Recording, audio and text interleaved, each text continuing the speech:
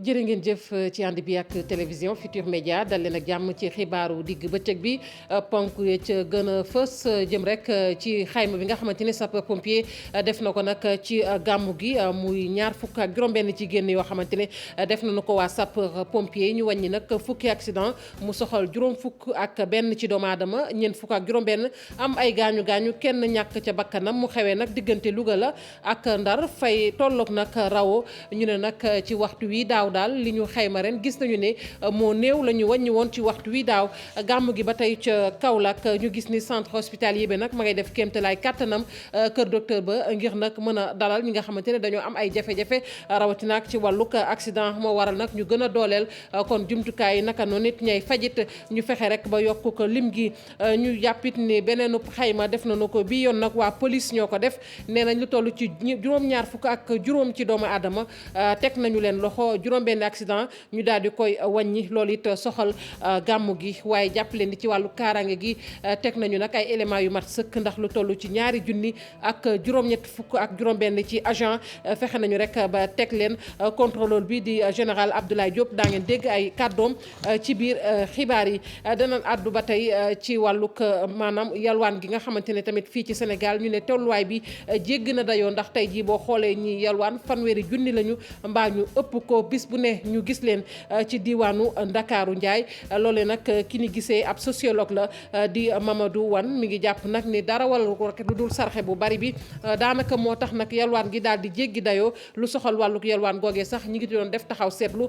ci gàmmu gi loolu nag ñu gis ni ab xayma la bu ñu defee ci wàlluk yalwaan bi fii ci Sénégal ñu ne nag faaw ñu taxaw ci ndax loolee jafe-jafe la muy njàng mi di wàlluk yalwaan bi ndax taalibe yi gis nañu ne nag faaw rek kilifa yi gën caa jëlub dogal bokk na ci jëfe nag charte bi nga xamante ne teg nañu ko ngir xeex yalwaan fii ci réew mi mbokki ponk yaa ngi ni bu ngeen taaxirloo tuuti ñu faram-fàccee xibaar yi.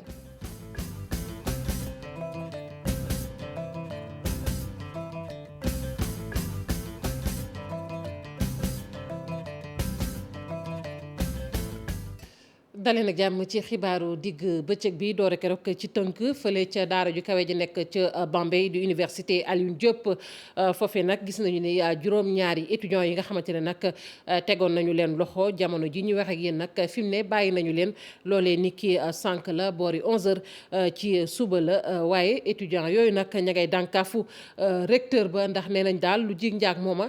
te lépp lu mu gis nag nañu xam ne rek moom moo ko sookee moom recteur ba Babacar Diouf mi ngi ñuy toppal boobu xibaar du ñàkk rek ñu am ko ci suñu yenn jotaayu xibaar ñu daal di àddu nag ci gàmmu gi ak nuñ ko waxee woon xayma bi nga xamante ni sapeur pompier def na ko muy ñaar fukk ak juróom-benn génn yoo xamante ne def nañu ko fukki accident ñu daal di koy wàññi mu soxal juróom fukk ak benn ci doomu aadama ñeent fukk ak juróom-benn jëlee ci ay gaañu gaañu kenn ñàkk ca bakkanam diggante nag Louga la ak diwaanu Ndar fay tolloog rawo jamono ji nag ci waxtu wi maanaam bañ ca tolloo woon daaw gis nañu ne li ñu wàññi ren nag moo gën a néew moo waral nag waa sapeur pompier ne du tax nag ñu daal di wàccee seeni loxo ndax tey la ñu gën a taxaw ngir ñaax askan wi daal ñu gën a bàyyi xel waaye tamit gën a ànd akub dal ci tali bi dina ci dellusiwaat ak sunu naataango yi nga xamante ne ñooñu toogal ca dëkk bu sell ba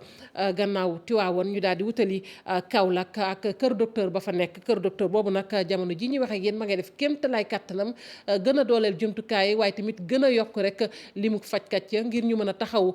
doomu aadama yi rawatina ci jamono ji nga xamante ne jamonoy gàmmu la léeg-léeg ñu gis ay accident yoo xamante ne nag daanaka bu ñu leen di indil nit ña day fekk ñu nekk ci anam yu doy waar moo waral nag ñu daal di teel a jël foofu it seen matuwaay ñu teewlu Khadijatou Sarr Kébé moom mooy directrice hôpital régional bu Kaolack ci micro Ibrahima Diamé. dina jël ñaari fan avant mooy tey nga commencé ba le 11 ñaari fan après nga xam ni pèlerins yi dañ leen di jël en charge gratuitement loolu aussi jël nañ disposition yi. jël ca division finance ca facturation ba yooyu yëpp jël nañ disposition yi gàmmuwaat bi aussi fàttewuñ ko parce que événement la fii ci Kaolack ba nga xam ni gàmmuwaat bi aussi disposition yooyu ñu jël moom la ñuy door def ci bisu gàmmuwaat bi pour prise en charge gratuite bi disposition yi ak réquisition maanaam spécialistes yi nekk hôpital yëpp kenn du génn Kaolack pour bu safaan amee ñu mën a taxaw ñaanuñu yàlla yóbbu kenn Dakar mais su mënee nekk su waree nekk aussi dinañ ko def ci gën gaa rafetu anim dañuy demander courage mu appuyer ñu en brancard et en ressources humaines si c'est nécessaire ñoom maa ngi gërëm aussi le colonel CAN du camp militaire parce que moom tamit daf ñuy jàppale en matériel en dispositif ba nga xam ni plan blanc bi dañ koy teg sous le coude dañ koy ngegenaayoo parce que bu dee afflux massif dafa am SA yi dootul doy il faut ñu dérouler plan blanc bi nga xam ni hôpital testé woon na ko. lu soxal wàllug accident yooyu sax gis nañu ni ci ndajeb jëwriñ bi ñu amal nag bi weesu rek ci àllarba ji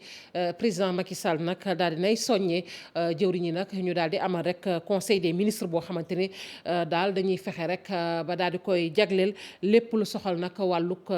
accident rawatina nag kaaraange gi ci tali bi chauffeur si nag ñoom nañu ko gisee rek mooy loolee lu baax la moo waral nag ñu yegg ba ca gare routière ba nekk ca Tivaouane chauffeur yi nag ku ci ne am na noo ko jàngatee waaye la ci gën a am solo rek mooy nañu daal di xiirtal chauffeur yi ñu daal di def ndànk di daw ndànk ci tali bi Alassane Ba ak Modou Diop ci leeral. li président de la république xamle ne yàggul dara dinañ amal ab conseil présidentiel jagleel ko kon kaaraange gi ci mbirum dem ak dikk bi loolee doon xibaar goo xam ne nag ñu ngi koy rafetlu ndax am ci yaakaar lool. tali bi moom wax yàlla moom ku ci dimbali daal moom ñu sant waaw Macky Sall daal moom loolu moom baax na am dimbal la quoi ndax tali bi moom sofo si toll nañ ci kaw tali bi quoi. bu ñëwee ñu dalal ko ci jàmm rek fas yéene doon li jar bi ak teggi nii ak rafetal liggéey bi rek. loolu de lu baax la moom ndax benn moom nit moom foo jëm war na am sécurité ndax boo eggee fi nga jëm sa xel mun a dal daal. mbirum kaaraange gi ci dem ak dikk bi doon loo xam ne nag ku nekk war na ci dugal loxoom waaye responsabilité bi ci chauffeur yi am soxna si nga xam mu ngi door agsi nii ci Tivaouane xam ne ni am na solo. chauffeur fu buy dem fenn te mu yëpp ay doomu aadama nit ak noppam soo ko yëbee da nga ko war a respecté avant tout xam li ngay dawal xam li ngay def benn nañu bàyyi di wuy téléphone ci oto yi nañu bàyyi dawal lu leen neexee ak njëkkante gi nañ ko bàyyi. chauffeur yu bari yoo yàkkamti te yàkkamti baaxul nit moom day def ndànk loolu mooy yoon ndax télé bi moom événement moom du benn bis du ñaari fan boo bëggee def lépp ni tey day def lépp jël événement benn bis kooku baaxul. état bi it war a taxaw ngir lépp loo xam ni ndogal gu ñuy jël la ñu respecté ko rawatina contrôle ga nga xam ni gàtt tax dere dinañ koy faral di amal. mel ay gàmmu Tiwaawan ay màggal yi xataay bi dafa bari kooku nu mën a dimbali sécurité bi duñ jàppale loolu lu am solo la quoi. daanaka toujours da ngay soññee foo toll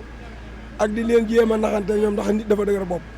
waaw nag bu fekkee ni nit ki am na xel tam mën naa réere mbir mais buñ ko ci yet mën naa yeewu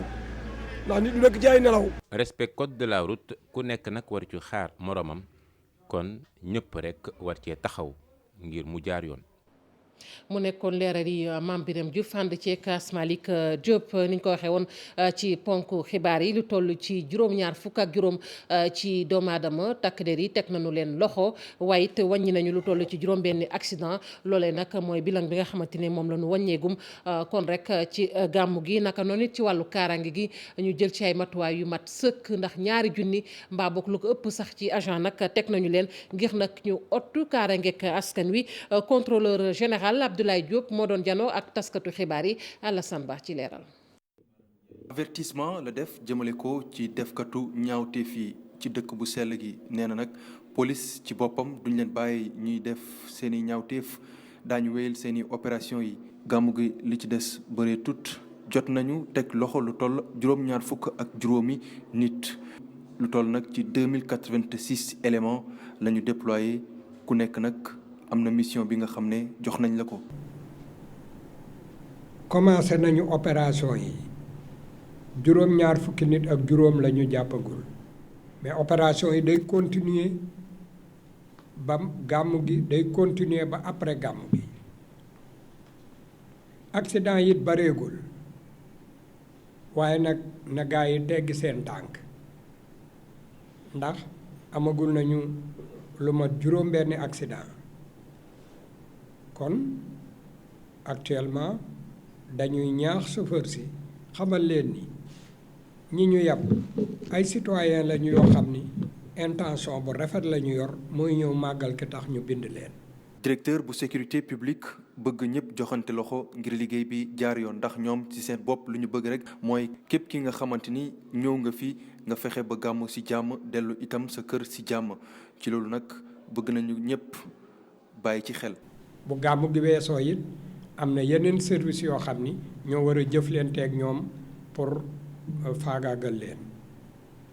waaye li ñu fas yéene mooy Tivaouane lépp dina jaar ci yoon commissaire central ak commissaire u Tivaouane également instruire nañ ko pour que équipe de commandement yi mu yore ñu circuler ci biir dëkk bi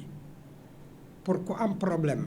boo tourné nga seen benn auto police wala benn agent de police boo ko interpellé xamal ni ci sa disposition la nekk.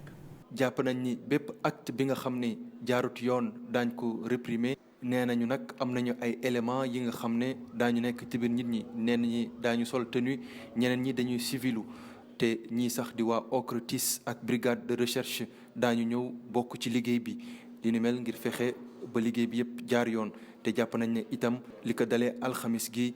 bépp moto Jakarta wala sax charrette duñ la mayati ngay daw ci kaw tali yi.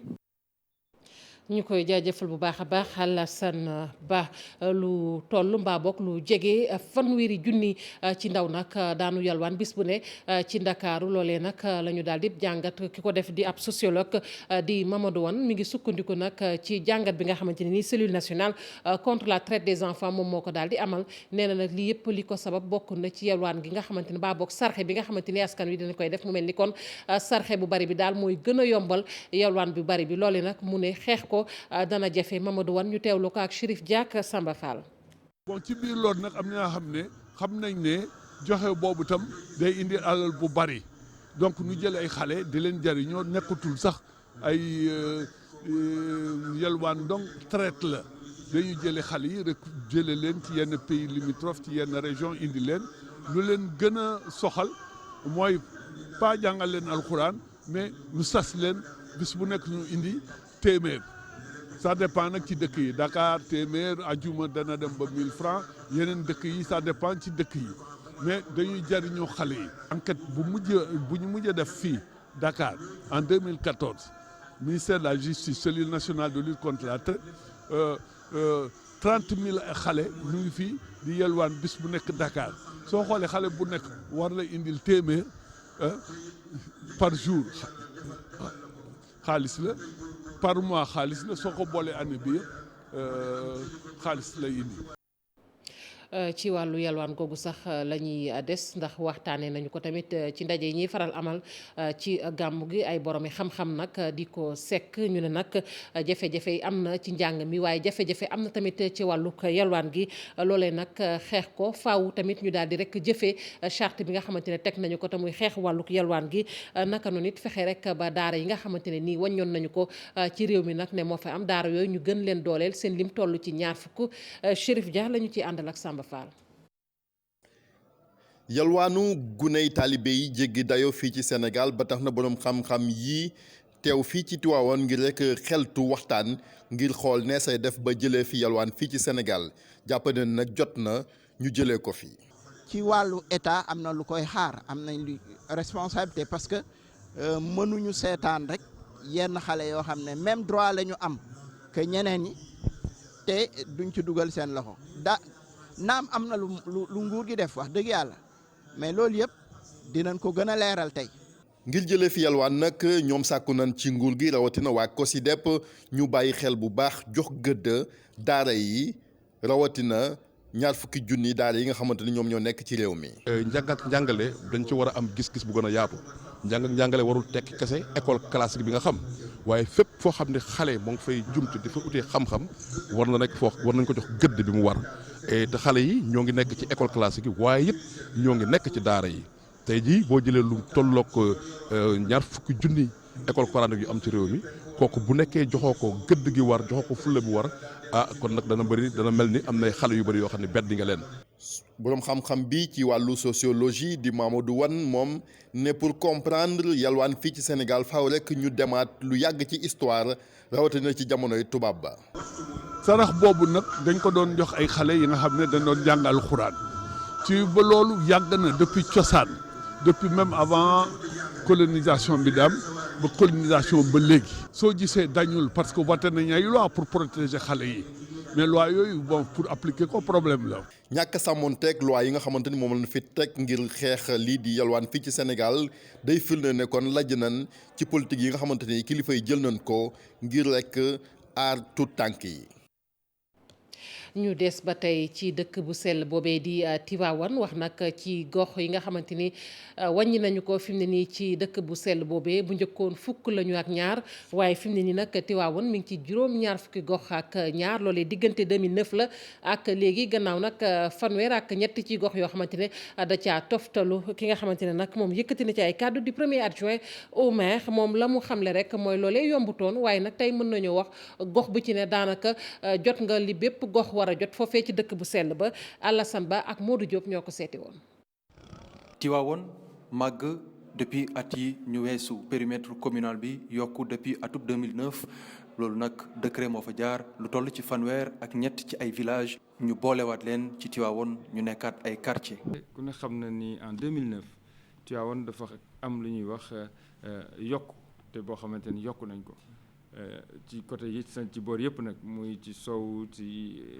au nord au sud à l'est à l'ouest boor yëpp ñu jël fa ay villages yu nekkoon yoo xam ni ci yeneen communauté rurale dol toftal ko ci ñi nga xamante ni mooy communauté Tivaouane moo tax communauté Tivaouane jóge tey jii ci 11 quartiers dem ba 72 quartiers tey Tivaouane tey nit foofu aussi vraiment nekk na boo ko déggee xam ni donc Tivaouane màgg na 72 quartiers waaye municipalité bi xam ni ñooñ ñu ci yokk aussi population am lañu kon war nañu am conditions yu baax yoo xamante ni lu jëm ci wàllu ndox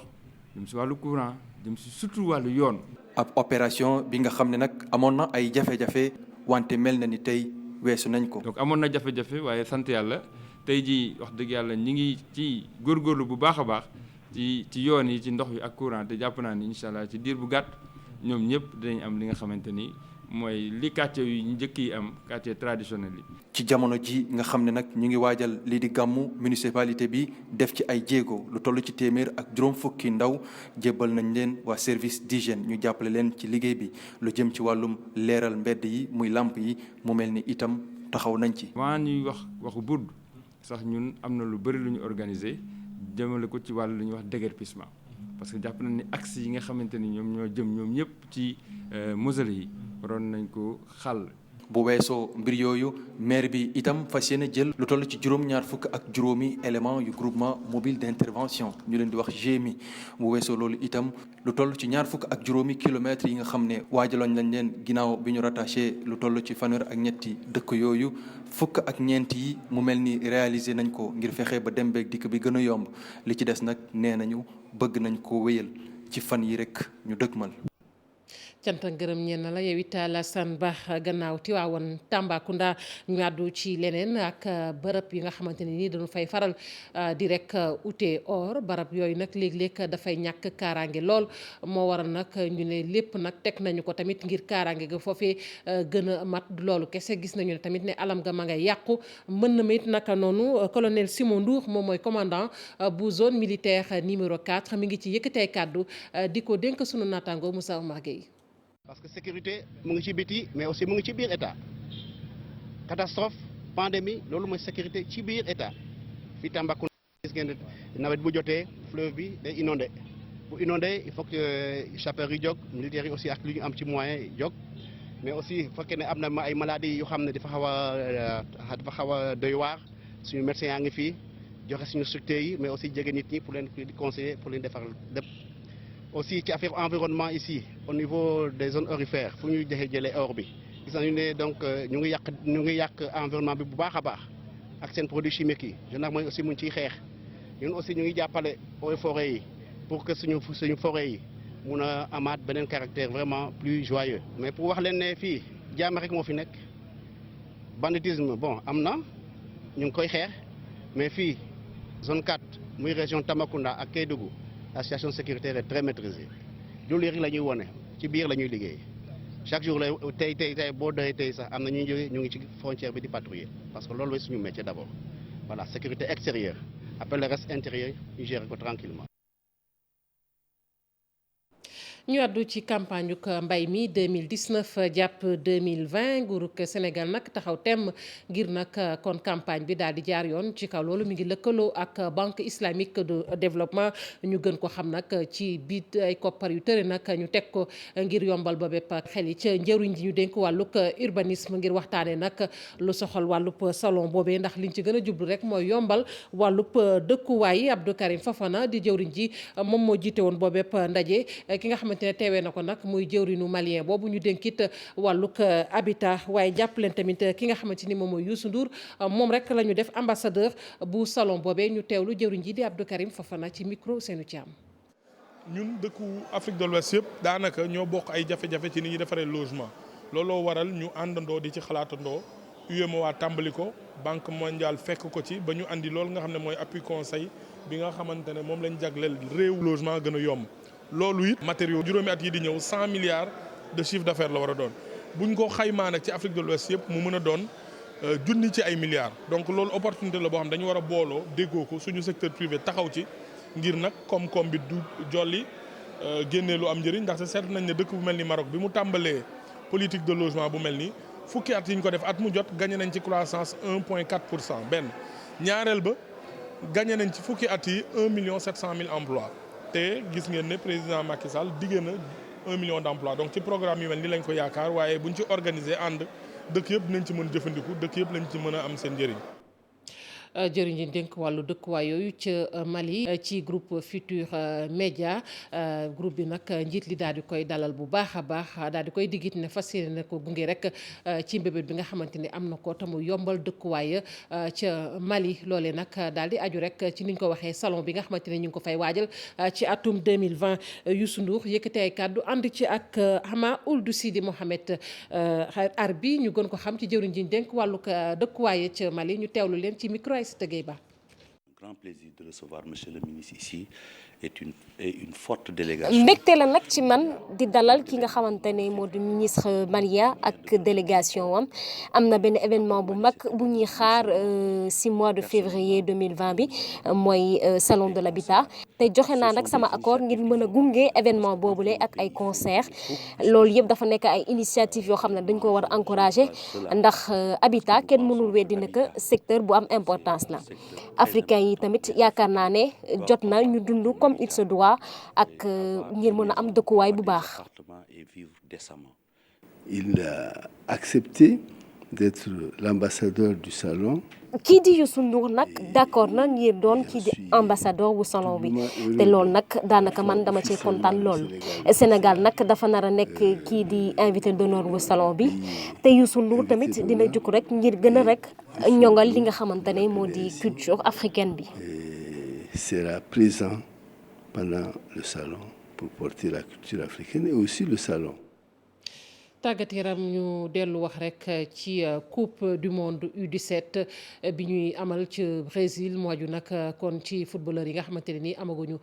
juróom fukki at ak juróom-ñaar mbaa ñu yem ca kepp sunu gaynde ndaw yi nag ñu gis ni ñu lajjati ci jongante boobile ñu ne nag lii leen ko yóbbul bokk na rek ci seen défense bi nga xamante ni mënoon naa gën a dëgër loolee mooy jàngat bi ñu ci doon def Sénégal it ñu amoon yaakaar lool ci moom ndax moo xool ci Afrique daanaka mooy réew bu ca desoon ca jongante boobu Cheikh Sadibou Diarra. équipe nationale bi ñu seen at weesoogul fukk ak juróom-ñaar toog na ci coupe du monde bay am ca Brésil Espagne moo ko dóor 2 bal ci dara ci 8e de finale bi juróomi bal yi ñu encaissé ci ñeenti jongante doon na li sonnal gaynde yi ci tournoi bi. juróomi ñeenti bal yi goney Malick Daaf yi dugal wane na ci wàllum attaque am nañ ci taxawaay bu baax am na sax ay joueurs yu ci ràññeeku. naka Sénégal benn sélection bu Afrique rombul 8e de finale yi lajji boobu nag yombul gis ci catégorie bi ñaari ndam ñaari nërmeelu yegg ba ca 8e de finale yi Sénégal mën na siggi ci bokkam gu njëkk ci coupe du monde cadet yi mu des rek ñu wéyal liggéey bi. ñu koy jaajëfal bu baax a baax Cheikh Sadibou Diarra mbokk yi nit sant nañu leen gërëm leen yéen ñi fare woon ci machine bi ak ñi jàpp ci xibaar yi ba mu sotti rédaction bi dig na leen daje ci yeneen jotaayu xibaar ñu leen di ñaanal kenn dalug jàmm te di ko sàkku ci yéen di leen ñaanal it gàmmuk jàmm.